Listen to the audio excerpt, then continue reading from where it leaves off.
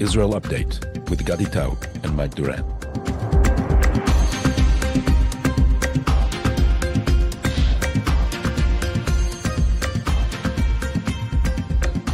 Hello and welcome to Tablet's Israel Update. It's 213 days to the war. It's a Tuesday, 7th of May. I'm Gadi Taub in Tel Aviv, and now we have an amazing joke for you about the Hudson offices being, Mike. What? This is a joke? It is a joke.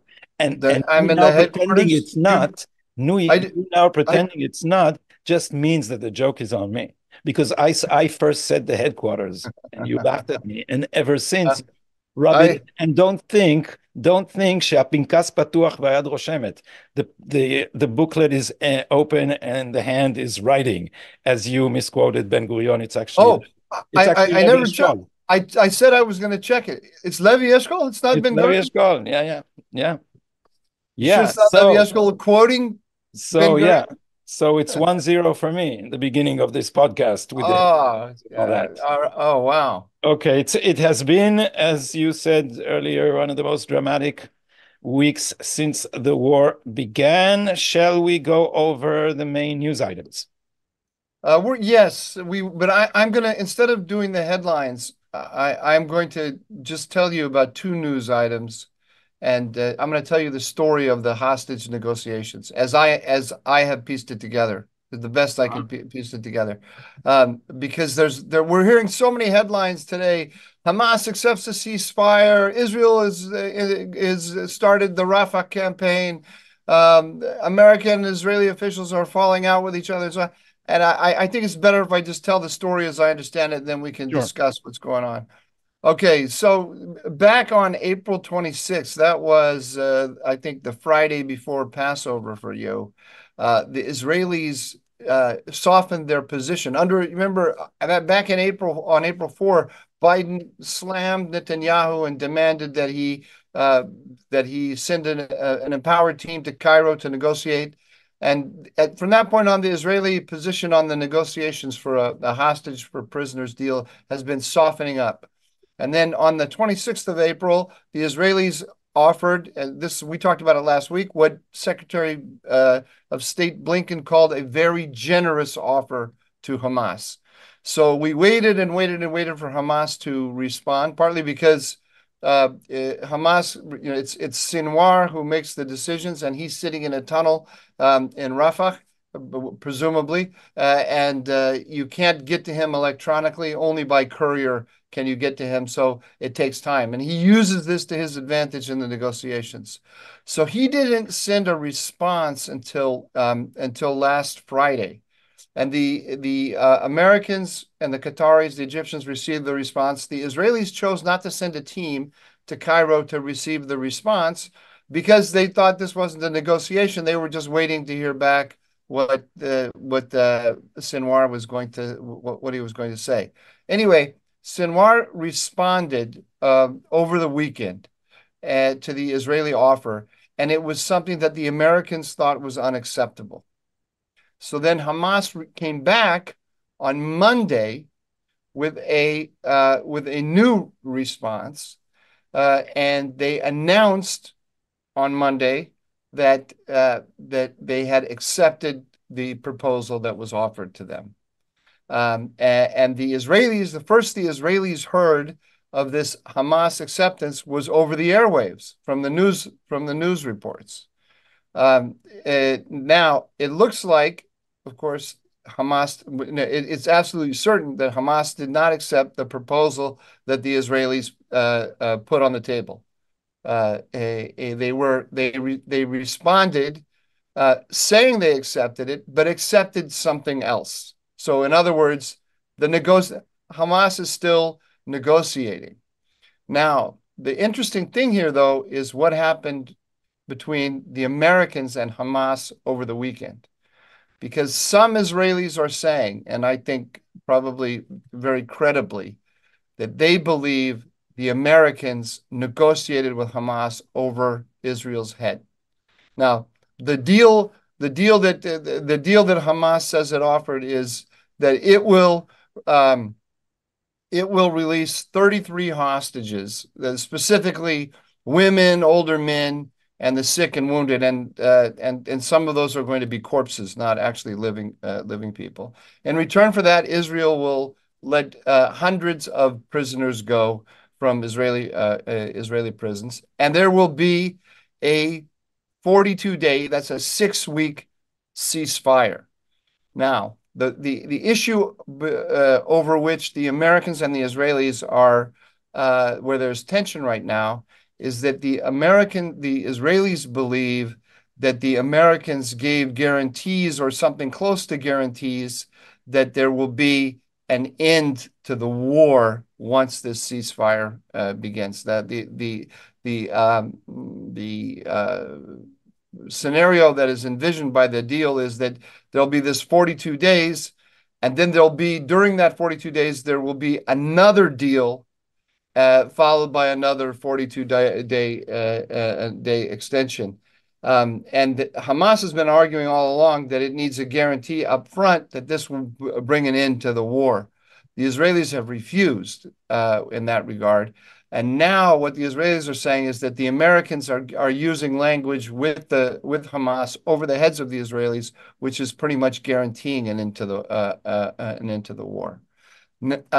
While this is going on, news has also broken that the United States has withheld arms shipments to the Israelis, specifically JDAMs. These are kits that turn dumb weapons into smart weapons. The press is saying that is partly or the press is putting it in the context of the Rafah campaign, and that this is meant to pressure the Israelis not to start the Rafah campaign. Personally, I think it's more than that. I think it also has to do with Hezbollah, but we can talk about that later. In the meantime, the Israelis have started what would be maybe the beginning of a Rafah campaign. They have taken the Philadelphia corridor from the Israeli border to the Rafah crossing, and they have started to evacuate people and carry out in the outskirts of Rafah. Mike, I want to show the map of this, but since we're also audio, so you'll have to explain to our viewers, to our listeners, what they cannot see on the audio version. So if you're watching us on the video, this is the map. The red area is the corner of Gaza. It's the east. The southeast corner. Yeah. And the Philadelphia corridor is the border with Egypt. And according to this map, the Israeli forces are about between a third and half the way. Right. So they haven't. So, and the city, what's called the Rafah crossing is actually on the outskirts of Rafah. So the Israelis have gone along the Philadelphia corridor to the Rafah crossing, but they haven't actually gone into Rafah itself. And there's one more point here, and then we can start discussing it, Gadi. And that point is that there are different interpretations of what Prime Minister Netanyahu is doing with this. Some people are saying this is the beginning of the Rafah campaign. Other people are saying, no, this is just part of the negotiation with Hamas, and that it's good, strategically valuable for Israel to take the Rafah crossing, but this is not necessarily the beginning of the Rafah campaign. I think what a lot of people are expecting, and I would put myself in that category, is that Hamas is going to come back with another response to the Israeli response to their position, and then we're going to have a deal. It looks to me like we're getting very close to a deal. So here's what it looked like from the Israeli side, because nothing of what you said, or very little of what you said, reached a wide audience in Israel, because the press is obsessed with only one thing, and that's Ghalab, Rak lo Bibi. That's a rough translation of only not Bibi, and I would say the better translation would be never Bibi, like never, or Bibi derangement syndrome. Yeah, BDS. What was reported in the press here is that we almost reached a deal. And then outrageously, Netanyahu decided to scrap it, and he did it anonymously by giving the press information which is not attributable. How would you say? He said Makor Medini Bachir, a senior political official. That's how his. But I saw in the Israeli press that they attributed it directly to Netanyahu. Yes, they did, because with Netanyahu, they don't respect the basic rules of journalist ethics. It's just Netanyahu is beyond the pale for them. And this is what and so the Israeli public is, here was a deal to finally bring our brothers and sisters back. But Netanyahu, they told us, is only thinking of himself and his own political career. Somehow there are no legitimate interests of the state of Israel. Everything for the Never Bibi crowd is, someone told me today, no, you have to believe them when they say they want Netanyahu to lose the war. They don't think it's their war. It's Netanyahu who's going to lose the war. That's the radical side. But I have a friend who thinks the way you're talking. Well, and I have discussions with him. It keeps me honest when as somebody who's people call upon sometimes to say, what are Israelis thinking? I talk to you, but then I talk to others who don't think like you. And I can tell you, he's 100% sincere in all of these. I read Ben Caspit. I don't personally like Ben Caspit for all kinds of reasons, but because I found him unreliable over the years. But I read him in order to understand how people are putting this stuff together. And my friend would say that the Rafah campaign is actually strategically insignificant. Yeah, because this is the line in the press. Look, the press is meticulous and manipulative. And many of the people who do this do consciously manipulate. Many others just believe it. And if that guy is actually your friend, I'm guessing your assessment is good about his sincerity, but he got it from somewhere. And now then look what really happened. And this is another journalist you actually do like. Amit Segal said on, I think it was yesterday night or else the Motzei Shabbat, the end of the Sabbath, and he said, here's what really happened. Israel put a proposal on the table. The proposal was rejected by Hamas.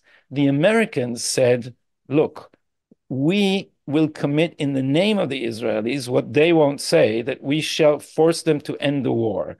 Let's reach an agreement based on that. And then if they try to return to the war, we'll tell them, oh, but you can't, either by forcing them or by saying, wait, but you committed before, or we committed on your behalf. When Netanyahu understood they're tying a noose around his head, because what would have happened is if the Hamas said yes, and Netanyahu would be committed to a deal that Israel didn't know commits it to end the war, which he absolutely rejects, and rightly so. If you think about Netanyahu's personal interests, if they can be separated in the head of a leader from the interest of the state, Netanyahu knows that if this war ends with defeat, he is gone in 5 minutes. So Netanyahu, but this is not a noose around his head. This is a noose around our head, around Israel's head. So when Netanyahu noticed this was happening, he, in the middle of the Shabbat, which is unusual, he put out 2 separate messages saying Israel would not agree to the end of the war, to make that clear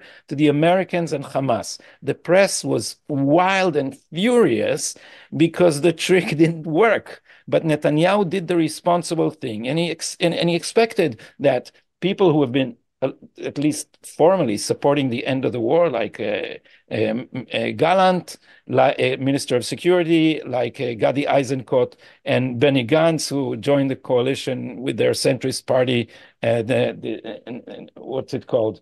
National Unity Party.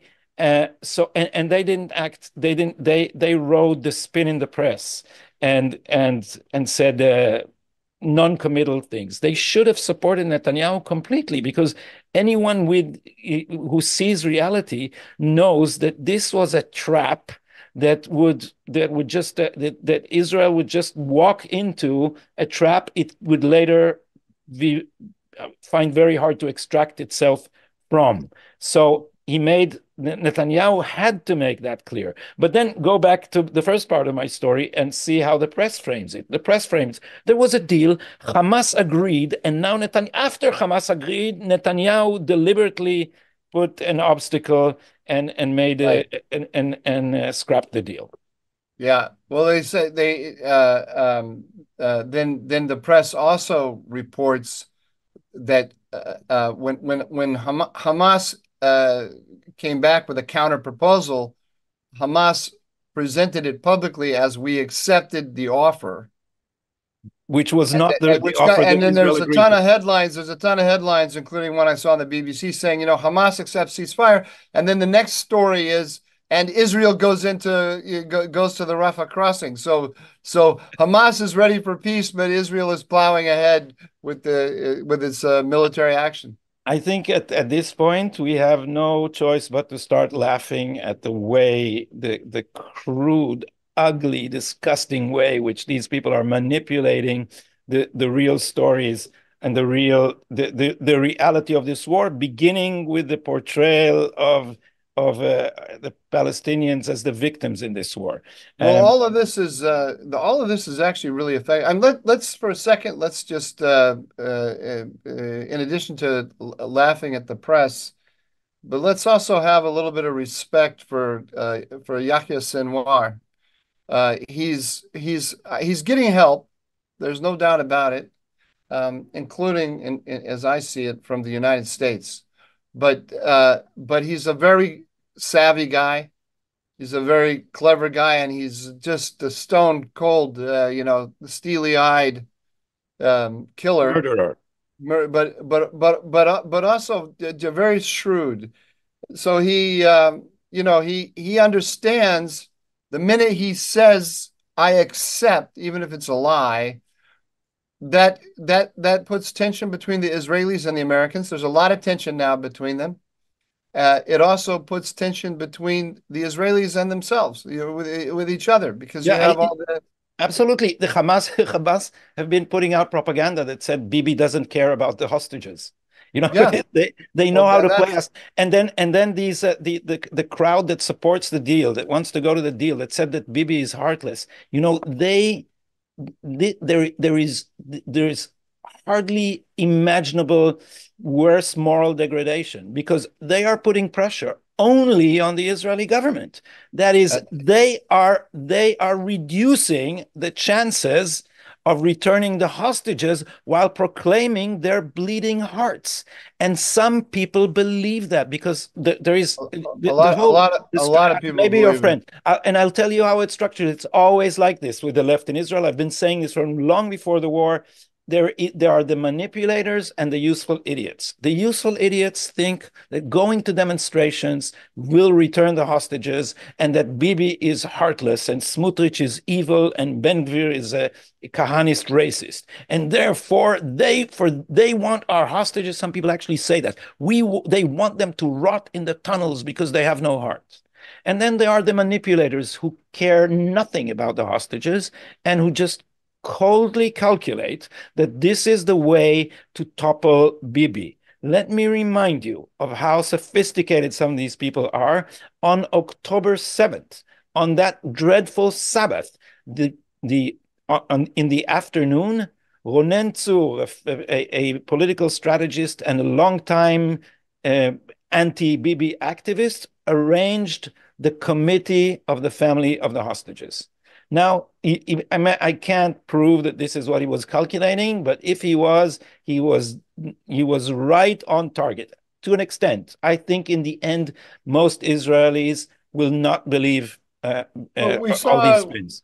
We saw in that video we aired, I don't know, many weeks ago, maybe months, of Ehud Barak. He was laying it out, basically, to use the hostages. So, I mean, they calculated very early about how to do Yeah, this. but Barak in that video, I went back to that video because I also, in my mind,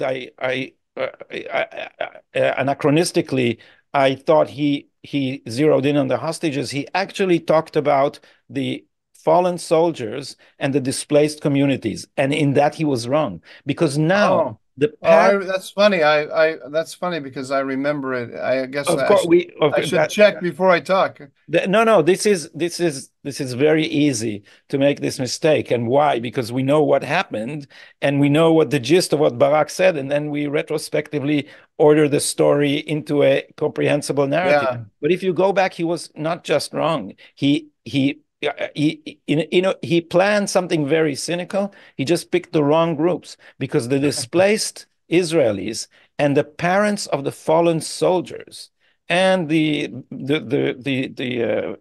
survivors of the attacked communities, these people are very dubious about the hostage deal because they're saying, wait, we sent our sons and daughters to die in Gaza in droves, and this is for nothing. Hamas will just stay there. Do the lives of the soldiers count any less than the lives of the hostages? And for a person who, and they demonstrated on the evening of Shabbat when it seemed like a deal was in the making, they protested the deal, which is why I would add a caveat to your calculation that Hamas is going to try and bring Israel. Hamas is going to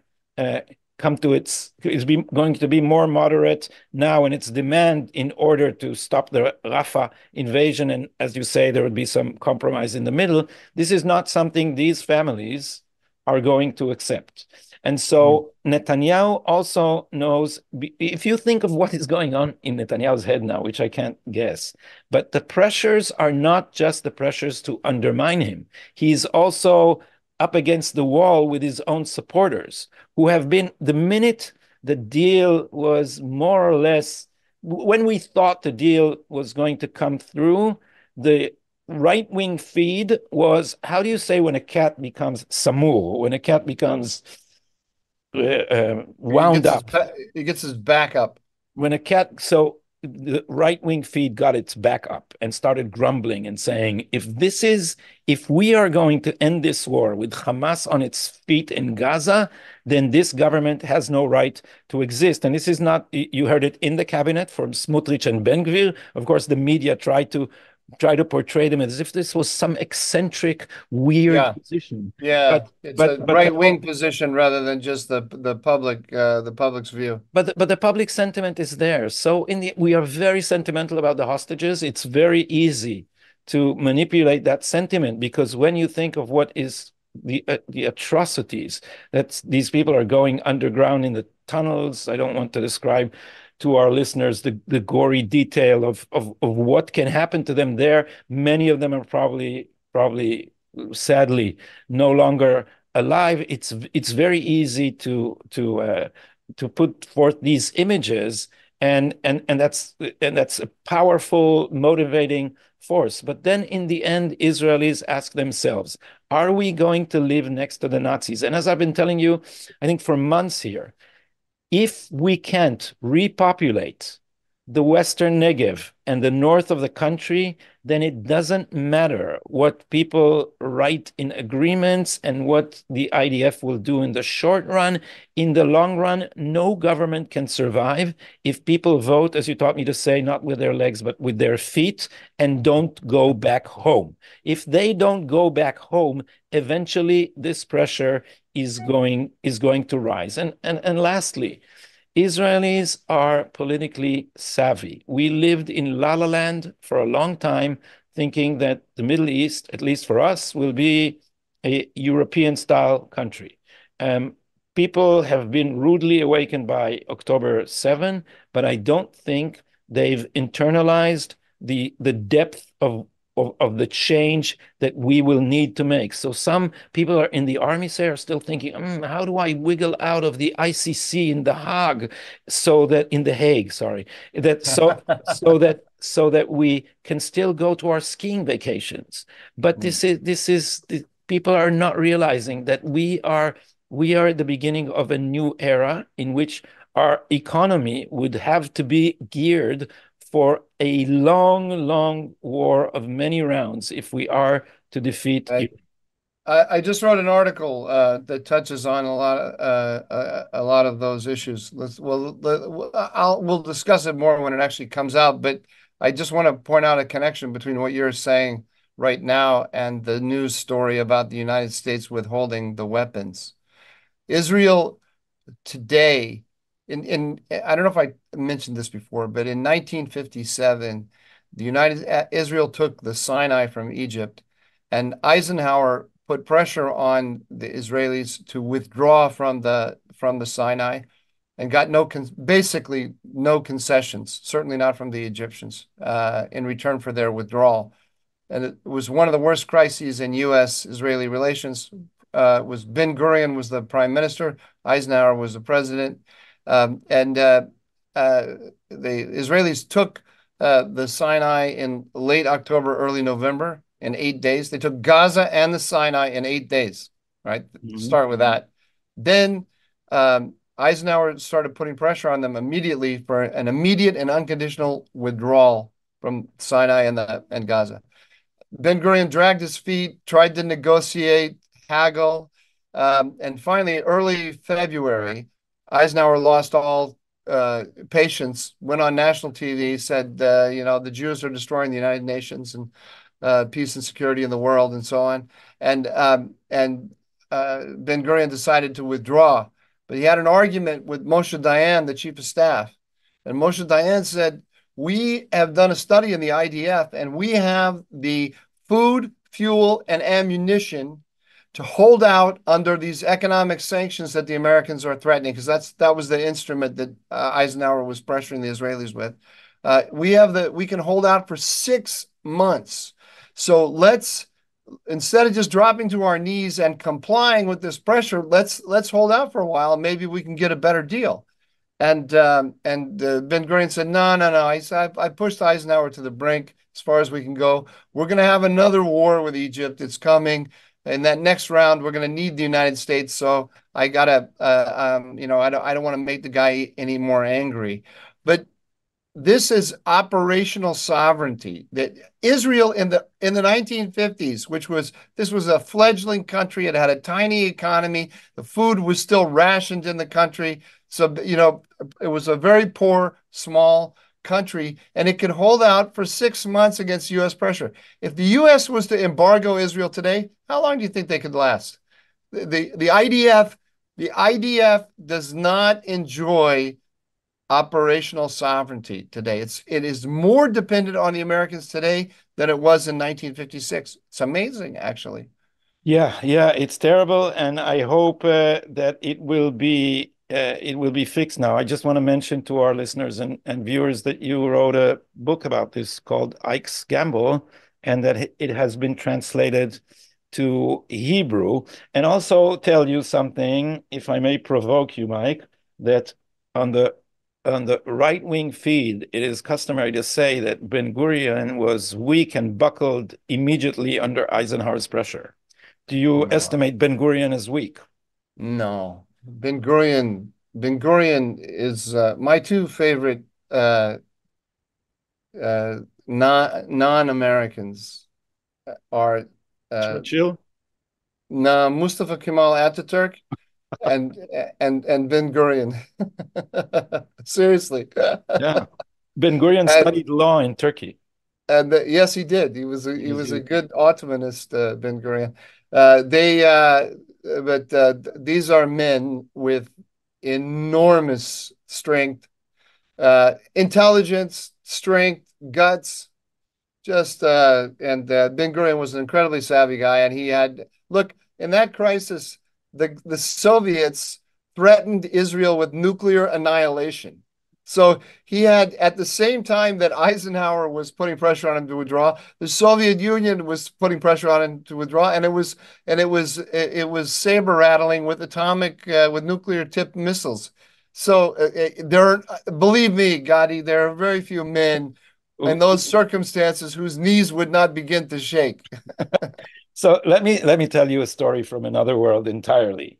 about the ability to stand pressure coolly, because as you know, I wrote a novel about late night bars in Tel Aviv, so I know a lot about the bouncers. And when they explained to me what a tough bouncer is, they said it's But not you the wrote a muscle. novel, but you're saying the novel was based on actual research. It was, I knew these people. I hung, Okay, so you hung didn't just around. write a novel; you actually went out and talked to them. Yeah. Yeah, no, Okay. I didn't do the research in the library, and so I learned a lot of street savvy things. And and they kept telling me the bouncers are like the philosopher bouncers. There are people like that Yeah. who understand who The understand how it really philosopher works. bouncer. Yeah. Yeah, yeah, Mike. In every profession, no matter what, there are wise people who understand things that from the outside you don't know. And Yeah. this is a very tough job because the bouncers were employed in places where police patrols were rare. So basically, they were enforcing, if not the law, then some order that would not become just total mayhem. And so Yeah. they told me it's not just the muscle, it's the talk. And I try to understand what is the talk? How do you what kind of talk do you have to talk to make people afraid of you? And and then they gave me an example for some guy who is now in jail. And he was standing at an entrance to a bar, and a criminal came, like a small guy, but very fierce. And he said, "No, it's a private party." It's not a private party. It's a bar. And and so the guy pulls a gun and put it in his on his forehead. Mm. Is it a private party? And then they told me, "What do you think that guy said?" That's the talk. That's the talk. Mm. And I said, "Well, I don't know." And here's what he said. He said, "You better pull the trigger, because if you take your hand down, I'll kill you." That's the talk. That's the talk. And I said, "So what happened?" He said, "Well, he took his hand down and they killed him." I said, killed him? He said, "No, but he spent 6 months in the hospital later for challenging a bouncer." And then I said, "It's a nice story, but what if he pulled the trigger?" And my friend, the bouncer, the philosopher bouncer, said, "No, he wouldn't have, because if he's a mobster with the weight that can just shoot people right and left, then he's not stupid, and he's not going to kill a bouncer and go to in front of 30 witnesses and go to jail for life. And if he's not such a tough guy, then he wouldn't shoot either. So either way, he won't shoot." And I said, "Well, what if he's crazy?" And he said, "Nah." He looked him in the eye. He saw he's not. So that's the gist of the story. In the end, Ben Gurion stands there and said, "Nah, they won't throw. They won't use the bomb." And he's right, but you need a special kind of cool Oh, to have a gun yeah, pointed actually, at your head and then said, I don't think I don't think the guy has it." And then, the Soviet threat with the nuclear weapons wasn't credible at all. But there's a certain kind of threat when it comes to you from you. It's still a threat from a very powerful party. And by the way, I was once in London. I was a deputy assistant secretary of defense, and I was in London meeting with these Brits, and they took us out for very late night drinking, and we had a lot to drink. Nobody drinks like the Brits. Man, I don't know. Maybe the Russians and the Russians Ukrainians. do. Yeah, but very few people drink like the Brits anyway. So we were me and this other guy who was a special forces guy we'd had a few, and we were staggering back to our hotel at about 2 in the morning, and in Soho in London, and these dirt bags came out of nowhere and were giving us some trouble.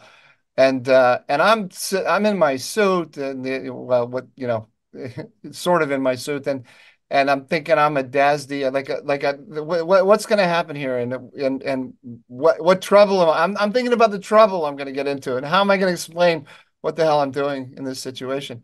The guy I was with, the special forces guy, he had a lot of combat experience, and he was actually physically smaller than me, but it was like the Incredible Hulk or something. He just became extremely menacing, and it's the talk though. It was not, you could see it in his eye, right?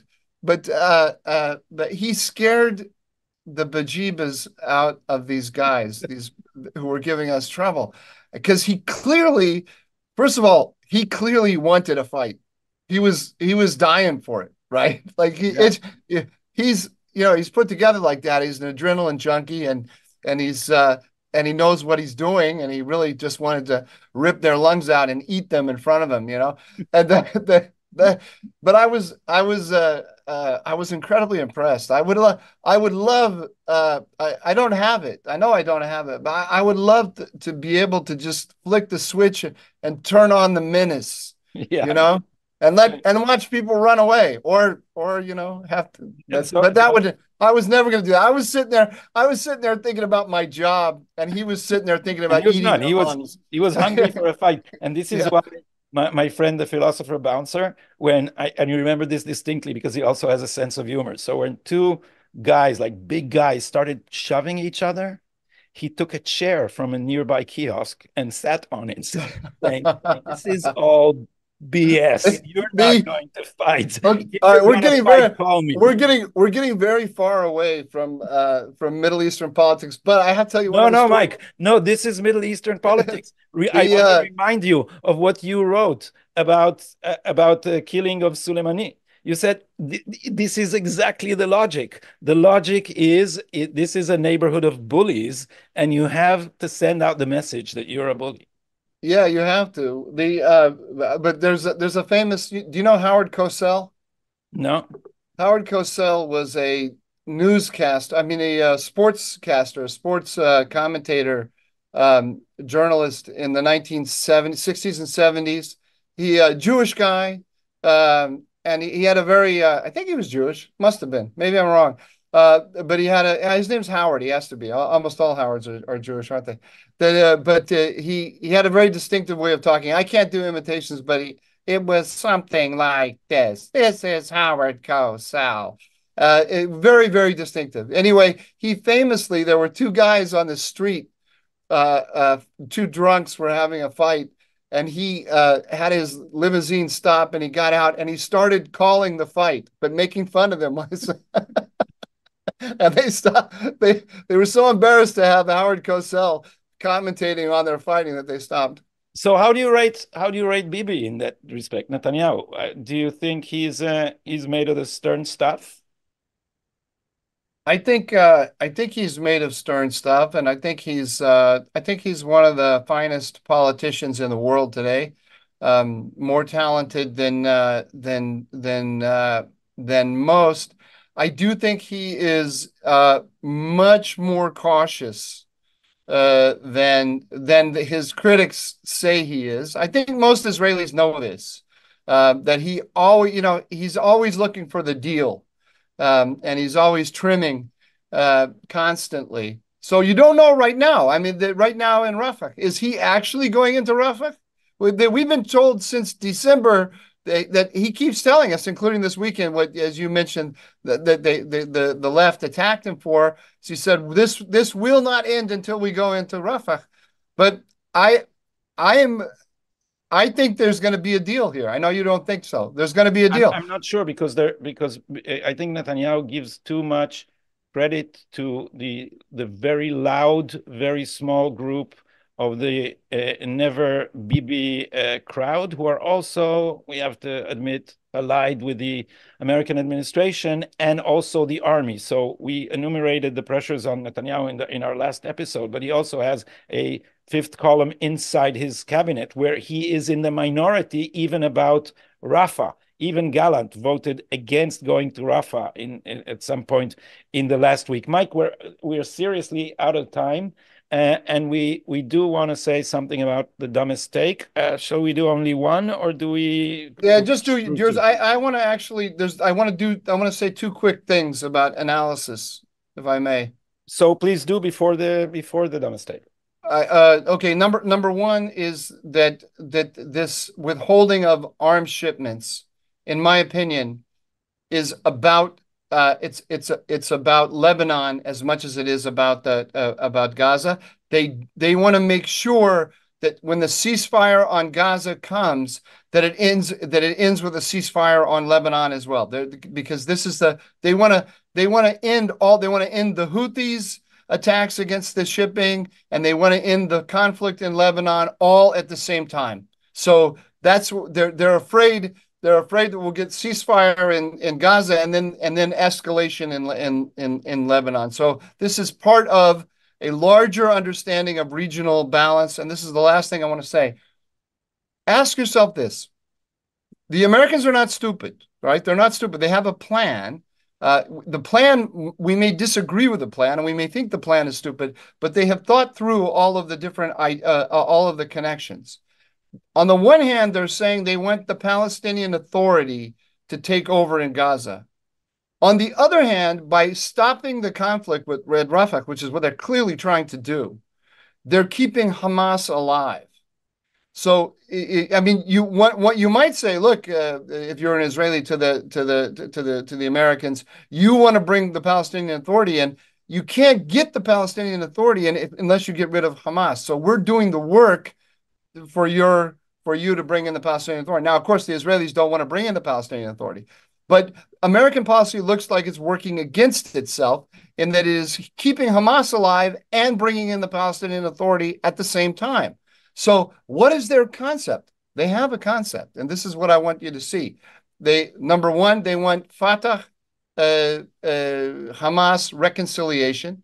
I don't know if you saw the news report. We never talked about it here, that the Chinese, the Turks are getting involved in trying to bring the Hamas and the Fatah together to get some kind of power sharing agreement. The Chinese are involved in this. It's because they can all read and they can see where this is going. There's going to be a Hamas element in Gaza and a Fatah element in Gaza, and they want to bring it together so that there can be some kind of peace and security there. Now, the Americans also are tacitly, if Hamas is still there in a weakened state, but still there, that means what? It means Iran is still there, and Iran can play spoiler. So the Americans are not just negotiating over the heads of the Israelis with Hamas, they're negotiating over the heads of the Israelis with Iran.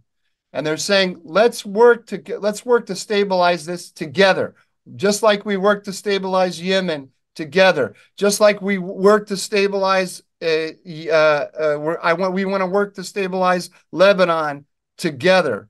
This is a regional order in which the United States and Iran talk to each other over the heads of Israel. It's very bad for Israel. Very bad.